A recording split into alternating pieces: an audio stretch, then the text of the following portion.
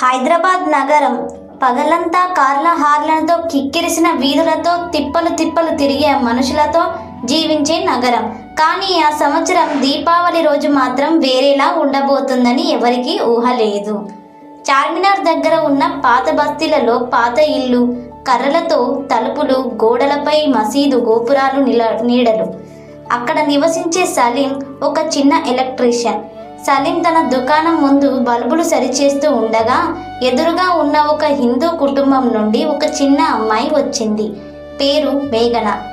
అన్నయ్య, మా లైట్ పని చేయడం లేదు, అమ్మ దీపాలు పెట్టబోతుంది అని అంటుంది. సలీం నవ్వి అన్నాడు, అయ్యో, దీపావళి రోజున లైట్ పని చేయకపోతే ఎలా? 5 నిమిషాలలో సెట్ చేస్తాను అని అంటాడు. మేఘన ఆశ్చర్యంగా అడిగింది, నువ్వు దీపాలు పెడతావా అని అంటే సలీం చిరునవ్వు చిందించాడు. దీపం పెట్టడంలో మదమింటి బిడ్డ, వెలుగంతా ఒక్కటే కదా అని అంటాడు. బంజారా హిల్స్ వైపు పెద్ద పెద్ద బిల్డింగ్స్ మధ్య ఒక ఫ్లాట్లో నివసించే రమ్య ఒక సాఫ్ట్వేర్ ఇంజనీర్. ఆమెకు దీపావళి అంటే ఫైర్ క్రాక్స్ కాదు, పర్యావరణ హాని అని అనిపించేది. ఆ రోజు కూడా ఆమె ఇలా అంది, ఇంత పొగ, ఇంత శబ్దం, దీపావళి అంటే ఇదేనా అని అంటుంది. కానీ ఆ రోజు సాయంత్రం ఆమె కంపెనీ డ్రైవర్ మధు ఫోన్ చేశాడు. మేడం, మన పాత బస్తీ వైపు ఫ్యూజ్ అయింది, ఎవరికి లైట్స్ లేవు, పిల్లలు దీపాలు పెట్టలేకపోతున్నారు అని అంటాడు. రమ్య ఒక్కసారిగా ఆగిపోయింది. ఏమంటున్నావు, లైట్స్ లేవా అని అంటుంది. అవును మేడం, చిన్నపిల్లలు దీపాలు పెట్టాలన్నా చీకట్లో భయపడుతున్నారు అని అంటాడు. రమ్య ఆ మాటలు విన్న వెంటనే తను ఉన్న ఫ్లాట్లోకి వెళ్ళి అక్కడున్న కొవ్వొత్తులు, చిన్న బల్బులు అన్నీ తీసుకుంది. కారులో పెట్టి పాత బస్తీ వైపు బయలుదేరింది. అక్కడికి చేరేసరికి చీకటి మబ్బులు, జనాల గందరగోళం. సలీం లైట్లు సెట్ చేస్తూ ప్రయత్నిస్తున్నాడు. మేఘన తన తల్లి దీపాలు పట్టుకొని ఆందోళనగా చూస్తున్నారు. రమ్య దగ్గరికి వెళ్ళి అంది, ఇవి తీసుకోండి, నా దగ్గర చిన్న దీపాలు, కొవ్వొత్తులు ఉన్నాయి, మనమందరం కలిసి వెలిగిద్దాం అని అంటుంది. సలీం ఆశ్చర్యపోయాడు.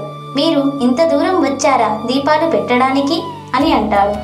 రమ్య చిరునవ్వు చిందించి అంది, వెలుగు ఎక్కడ ఆగిపోకూడదు కదా అని అంటుంది. మేఘన మొదటి దీపం వెలిగించింది. సలీం తన షాప్ ముందు బల్బులు సరిచేసి విద్యుత్ తెచ్చాడు. ఒక్కసారిగా ఆ బస్తీ మొత్తం ప్రకాశించింది.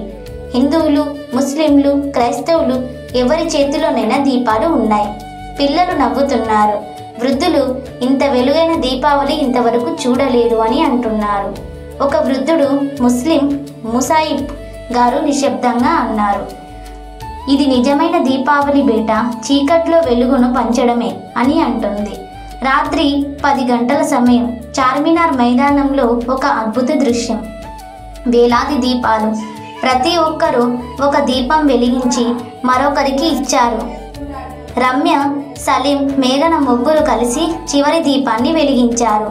సలీం అన్నాడు, ఇప్పుడు ఈ దీపం హిందువులది కాదు, ముస్లింలది కాదు, ఇది మన హైదరాబాదుది. రమ్య తల ఊపి అంది, అవును, ఇక్కడ వెలుగు మన అందరిది. తర్వాతి రోజు ఆ దృశ్యాలు సోషల్ మీడియాలో వైరల్ అయ్యాయి.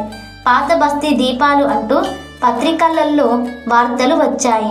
దీపాల నగరం అనే పదానికి కొత్త అర్థం వచ్చింది. రమ్య కంపెనీ ఒక కొత్త ప్రాజెక్టు మొదలుపెట్టింది, వెలుగు హైదరాబాద్. పేద పిల్లలు ఇళ్లల్లో విద్యుత్ బల్బులు ఏర్పాటు చేసి కార్యక్రమం. సలీం అందులో మొదటి వాలంటరీ అయ్యాడు. మేఘన తన స్కూల్లో దీపం పంచు, ప్రేమ పంచు అనే ఆలోచనలో ఒక చిన్న ఉద్యమం మొదలుపెట్టింది. అలా ఆ సంవత్సరం హైదరాబాదు ఒక కొత్త దీపావళిని చూసింది. వెలుగు ఒక దీపం నుండే మొదలైన ఆ వెలుగు మతాల గోడల్ని దాటి నగరమంతా వ్యాపించింది. ఆ రాత్రి నుంచి ప్రతి సంవత్సరం పాత బస్తీలలో దీపావళి రోజున సలీం షాప్ ముందు ఒక బోర్డు పెడతాడు, చీకటి ఎవరిది కాదు, వెలుగు మన అందరిది అని. ఈ కథలోని దీపావళి కేవలం పండుగ కాదు, ఇది మతాల మధ్య స్నేహం, మనసుల మధ్య వెలుగు, హైదరాబాద్ స్ఫూర్తికి ప్రతీక. ప్రతి చీకటి ఒక దీపం వల్లే పారిపోతుంది. మనం ఆ దీపాన్ని అవ్వగలిగితే మన నగరం ఎప్పటికీ వెలుగుతోనే ఉంటుంది. మీకు ఈ కథ కనుక ఇంట్రెస్టింగ్గా అనిపిస్తే మరిన్ని కొత్త కథల కోసం మా ఛానల్ని సబ్స్క్రైబ్ చేసుకోండి. అలాగే వీడియో ఎలా ఉందనేది కామెంట్ బాక్స్లో కామెంట్ చేసి వీడియోకి ఒక చిన్న లైక్ చేసుకోండి.